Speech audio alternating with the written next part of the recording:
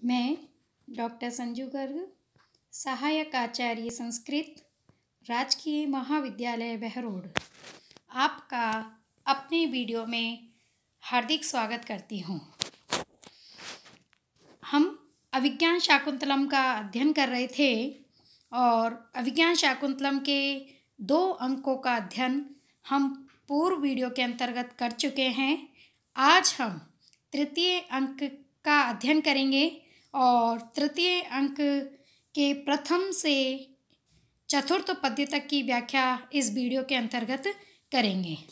इससे पहले मैं आप सभी को तृतीय अंक की कथा वस्तु का सार बता देती हूँ।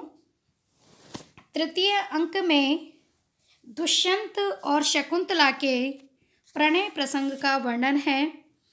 दोनों के हृदय में एक दूसरे के प्रति आसक्ति का उल्लेख इस अंक के अंतर्गत किया गया है और वियोग वेदना का वर्णन है। फिर उसके बाद उन दोनों के मिलन का वर्णन भी इस अंक के अंतर्गत किया गया है। इस अंक में शकुंतला काम पीड़ा से व्यथित हुई पुष्पशैया पर स्थित है और उसकी सखियाँ उसकी सेवा कर रही हैं, किंतु शकुंतला की काम वेदना अतिशय होने के कारण उसे सखियों के द्वारा की जाने वाली सेवा का अनुभव नहीं होता है। तो सखियाँ उसकी इस स्थिति को देखकर बड़ी चिंतित हो जाती हैं और दोनों सखियाँ अपनी प्रिय सखी शकुंतला से उनकी इस अवस्था का कारण जानने का प्रयास करती हैं। शकुंतला अपनी सखियों को बताती हैं कि किस प्रकार जब से मैंने राजा दुष्यंत को देखा है तब से मेरा हृदय मेरा अपना नहीं रहा है। मेरा चित्त उन्हीं के प्रति आसक्त रहता है और ऐसे में मैं सिर्फ उन्हीं के विषय में सोचती रहती हूँ। प्रियंवदा और अनसुईया शकुंतला के प्रेम को जानकर उस प्रणय के समाधान हेतु राजा दुष्यंत के लिए अब एक प्रेम पत्र को लिखने के लिए कहती हैं। शकुंतला के द्वारा एक प्रेम पत्र लिखा जाता है और मौका पाकर राजा दुष्यंत उसी समय शकुंतला के सन्निकट आ जाते हैं। तो उन दोनों के उस समय प्रणय मिलन का वर्णन किया गया है और साथ ही कवि कालिदास ने मर्यादा का ध्यान रखते हुए आदर्श प्रेम का वर्णन यहाँ इस अंक में किया है। गौतमी शकुंतला के समाचार लेने के लिए वहाँ पर आती हैं तो राजा वृक्ष की ओट में छिप जाते हैं। इसके साथ ही एक नेपथ्य से आवाज़ आती है कि राक्षसों के द्वारा तपोवन में यज्ञ कार्य को बाधित करने हेतु चारों ओर वो घूम रहे हैं और यज्ञ की रक्षा के लिए राजा का आह्वान किया जाता है और राजा लता मंडप से राक्षसों का वध करने हेतु चले जाते हैं। तृतीय अंक की कथा वस्तु यहीं पर समाप्त हो जाती है। तो आइए अब हम विस्तार से इस अंक का अध्ययन करेंगे। ततः प्रविशति कुशान आदाय यजमान शिष्यः। तृतीय अंक के प्रारंभ में सबसे पहले कुश लेकर यजमान शिष्य का रंगमंच पर प्रवेश होता है।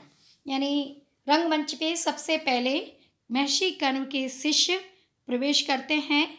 शिष्य कहते हैं, अहो महानुभावः पार्थिवो दुष्यंतः। महाराज दुष्यंत महानुभाव हैं, उनका अत्यधिक प्रभाव है। प्रविष्ट मात्रेव आश्रमं तत्र भवति राजनी निरुपद्रवानि न कर्माणि प्रवर्तानि भवन्ति। उन तेजस्वी महाराज के आश्रम में प्रवेश करते ही समस्त यज्ञ याज्ञ आदि कर्म निर्विघ्नता पूर्वक संपादित हो रहे हैं। का कथा वान संदाने ज्या शब्देन एव दूरतः हुंकारेण एव धनुषः स ही विघ्नान अपोहति। प्रस्तुत पद्य के अंतर्गत कण्व शिष्य राजा दुर्योधन के पराक्रम की प्रशंसा करते हुए कहते हैं कि का कथा वाण संदाने, धनुष पर वाण चढ़ाने के विषय में तो कहना ही क्या। ज्या शब्देन एव दूरतः हुंकारेण एव धनुषा स ही विघ्नान अपोहति। वह राजा दुर्योधन ज्या शब्देन प्रत्यंचा की ध्वनि मात्र से ही, दूरतः दूर से ही, धनुषः हुंकारेण इव धनुष की हुंकार के समान, विघ्नान समस्त विघ्न बाधाओं को अपोहति दूर कर देते हैं। अर्थात कहने का भाव यह है कि इस पद्य के अंतर्गत महर्षि कण्व के शिष्य राजा की प्रशंसा करते हुए, उनके पराक्रम वीरता की प्रशंसा करते हुए कहते हैं कि राजा का पराक्रम अद्भुत है। बाण चढ़ाने की बात तो अलग, धनुष पर बाण चढ़ाने की तो बात ही क्या, बल्कि वह तो मात्र प्रत्यंचा की ध्वनि से ही समस्त विघ्न बाधाओं को दूर कर देते हैं। यानी उनका प्रभाव इतना है कि केवल मात्र टंकार से ही, केवल मात्र प्रत्यंचा की ध्वनि मात्र से ही वह समस्त विघ्न बाधाओं को दूर करने का सामर्थ्य रखते हैं। यावत इमान वेदी संस्तरणार्थम दर्वान ऋत्विकव्यः उपनयामि। जब तक मैं यज्ञ वेदी पर बिछाने के लिए इन कुशों को ऋषियों को देकर आता हूँ। परिक्रम्य अवलोक्य च, घूमकर और देखकर आकाश की ओर मुख करके बोलते हैं, प्रियम बदे कश्ये इदम उशिर अनुलेपनम मृणालवंती च नलिनी पत्राणि नियंते। हे प्रियंबदे, यह उशिर अनुलेपनम खसका लेप, मृणालवंती च नलिनी पत्राणि और कमल नाल से युक्त कमल के पत्ते को कश्ये किसके लिए नियंते ले जा रही हूँ।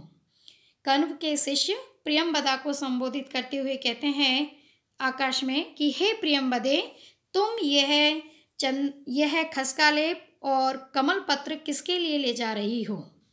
आकर्ण्य और दूर से ही ध्वनि को सुनकर के वह फिर कहते हैं, किम ब्रवीषि, क्या कहा।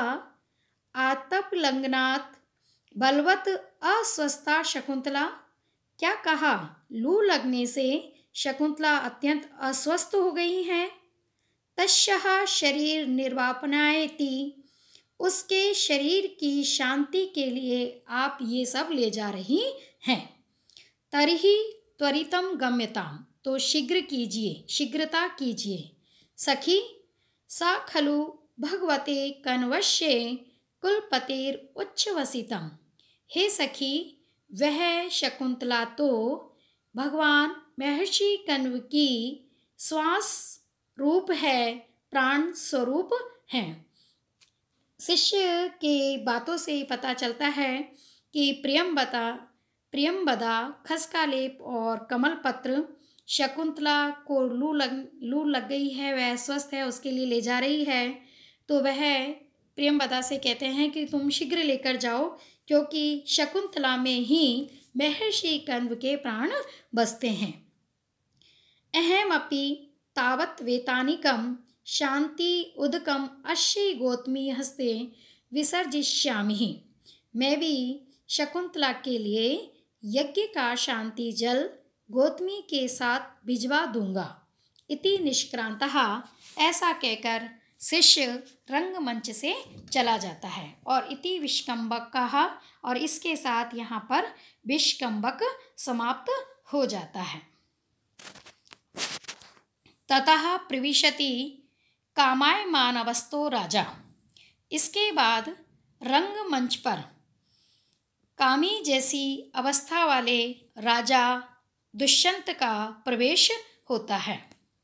राजा निश्वस्य जाने तपसो वीर्यम स वाला पार्वती इति मैं विदितम अलमस्मि ततो हृदयम तथापि न इदम निवर्तितुम। राजा गहरी सांस लेकर अपने आप से कह रहे हैं कि तप से है वीर्यम जाने, कि मैं तपस्या की वीर्यम शक्ति को, बल को जाने भली भांति जानता हूँ। मैं तपस्या के सामर्थ्य को, तपस्या की वीरता को, तपस्या के पराक्रम को भली भांति जानता हूँ। पार्वती इति में विदितम सा वाला वह शकुंतला पराधीन है। इति में विदितम यह बात भी मैं भली भांति जानता हूँ।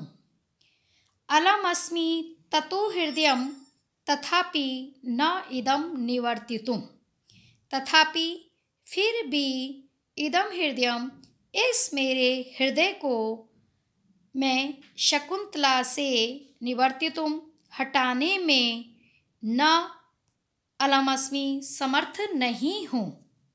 राजा दुष्यंत शकुंतला के प्रति अत्यंत प्रेमासक्त हैं और इसी का यहाँ वर्णन हुआ है, इसी की यहाँ पर स्पष्ट अभिव्यक्ति हो रही है कि राजा की जो स्थिति है कामी जैसी है और वह गहरी सांस लेकर के कह रहे हैं कि यद्यपि मैं ये भली भांति जानता हूँ कि तपस्या की अत्यंत शक्ति होती है, तपस्या में अत्यंत बल होता है, अत्यंत शक्ति होती है, और वह जो शकुंतला है वह भी पराधीन है, इस बात से मैं भली भांति परिचित हूँ।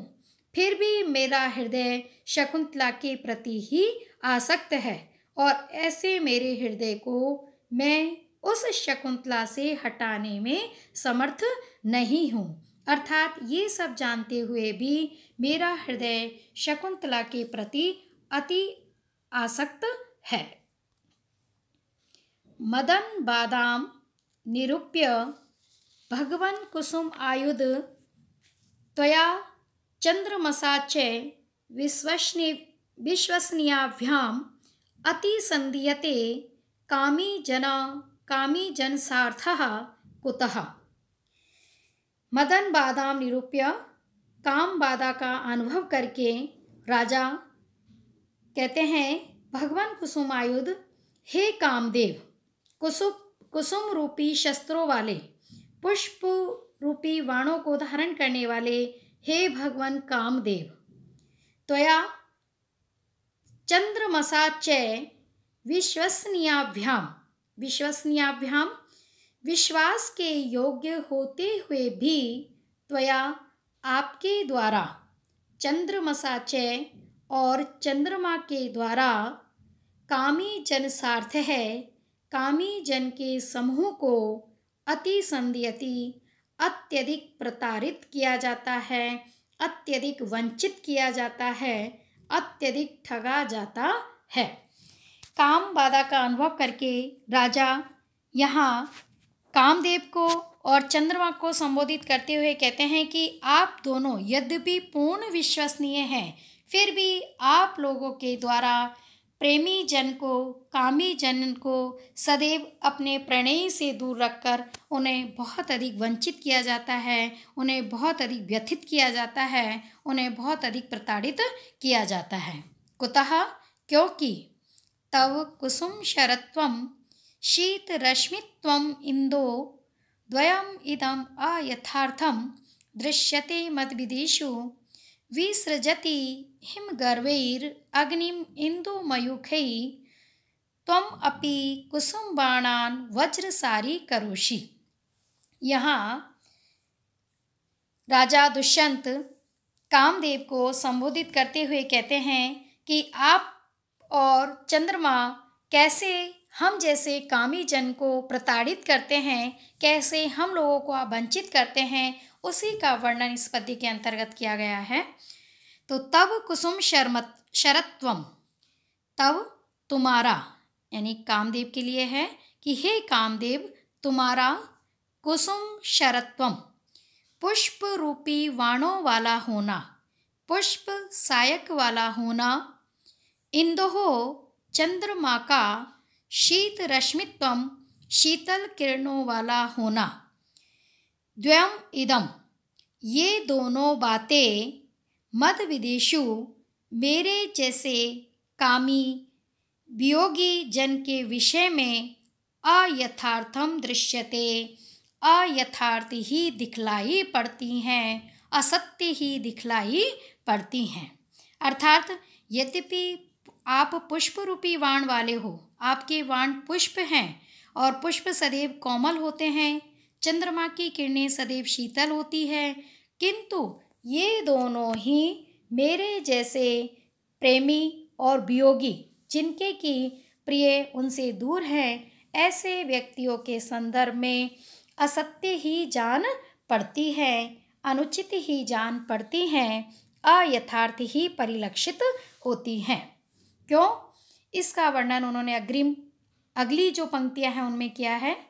विसृजति हिमगर्वै अग्निम इंदु मयूखै, त्वमपि कुसुम वाणान वज्रसारी करोषि। क्योंकि इंदु चंद्रमा हिमगर्वै तुषारपूर्ण मयूखै किरणों से अग्निम मानो अग्नि की विसृजति वर्षा करता है, और त्वम अपि आप भी कुसुम वाणान अपने पुष्पवाणों को वज्रसारी करोषि, वज्र के समान कठोर कर लेते हो।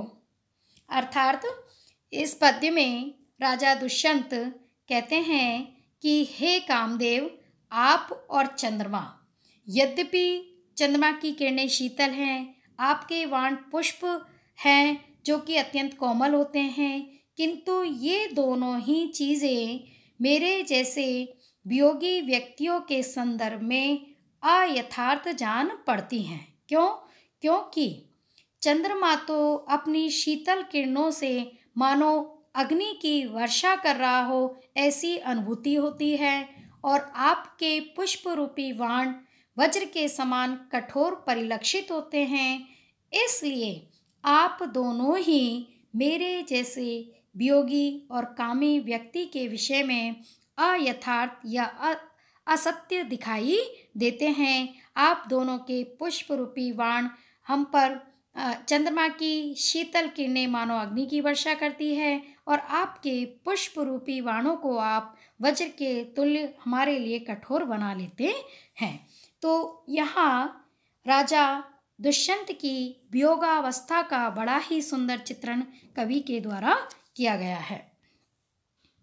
सखेदम परिक्रम्य, अब राजा खेद के साथ घूमकर क्वा न खलु संस्थिते कर्मणि सदस्यै अनुज्ञाते है खिन्नम आत्मनम विनोदयामि। अब मैं यज्ञ कर्म के समाप्त हो जाने पर ऋषियों के द्वारा अनुमति प्राप्त कर कहाँ जाकर अपने खिन्न मन को बहलाऊं, कहाँ जाके मनोविनोद करूं।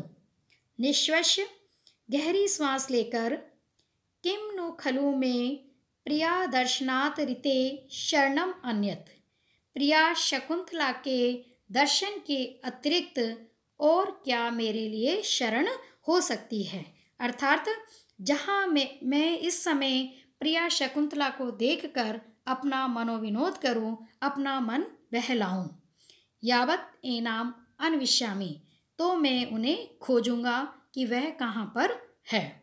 सूर्यम अवलोक्य, सूर्य की ओर देखकर राजा कहता है, इमाम उग्र तपवेलाम प्रायेण लता वलय वत्सु मालिनी तीरेषु स सखी जना शकुंतला गम्यति। इमाम उग्र तपवेलाम, इस उग्र गर्मी की वेला में प्राय शकुंतला सखी जना अपनी सखियों के साथ लता वलय वत्सु लता मंडप से आवृत मालिनी तीरेषु मालिनी नदी के किनारे पर गमयती समय व्यतीत करती है।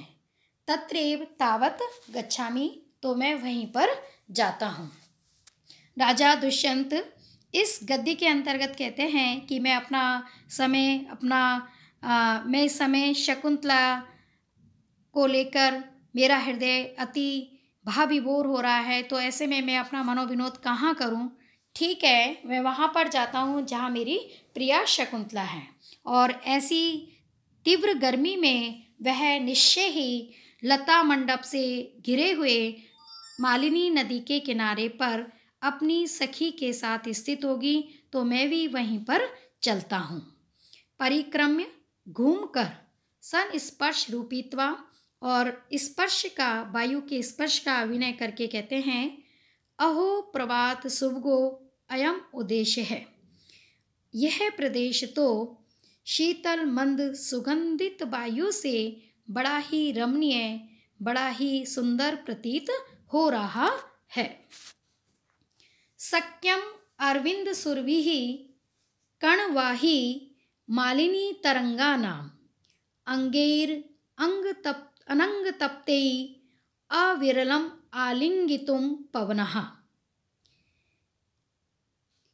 मालिनी, यहाँ इस पद्य के अंतर्गत राजा दुष्यंत शकुंतला को ढूंढते हुए, शकुंतला को खोजते हुए मालिनी नदी के किनारे पर आ जाते हैं, और वहाँ की सुगंधित सुवासित रमणीय वायु का वर्णन इस पद्य के अंतर्गत किया जा रहा है। तो अरविंद सुरभिः अर्थात कमलों से सुगंधित,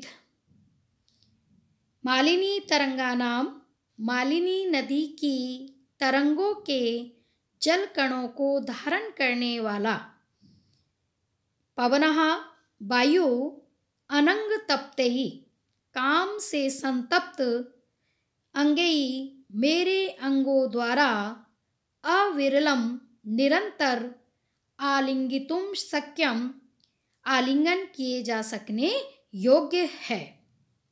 अर्थात इस पद्य में वर्णन किया गया है कि राजा दुष्यंत शकुंतला का अन्वेषण करते हुए मालिनी नदी के किनारे पर पहुंच गए हैं, और मालिनी नदी के जल कणों की शीतलता का वो आनंद ले रहे हैं, और कह रहे हैं कि इस समय मेरे अंग जो कि काम से संतप्त हैं, काम ज्वर से पीड़ित हैं, ऐसे में मालिनी नदी के जल कणों को धारण करने वाला और कमल की सुगंध से युक्त जो ये शीतल वायु है, वह मेरे अंगों को अत्यंत आनंद प्रदान कर रहा है, वह मेरे अंगों को शांति प्रदान कर रहा है। आज का वीडियो हम यहीं पर समाप्त करते हैं।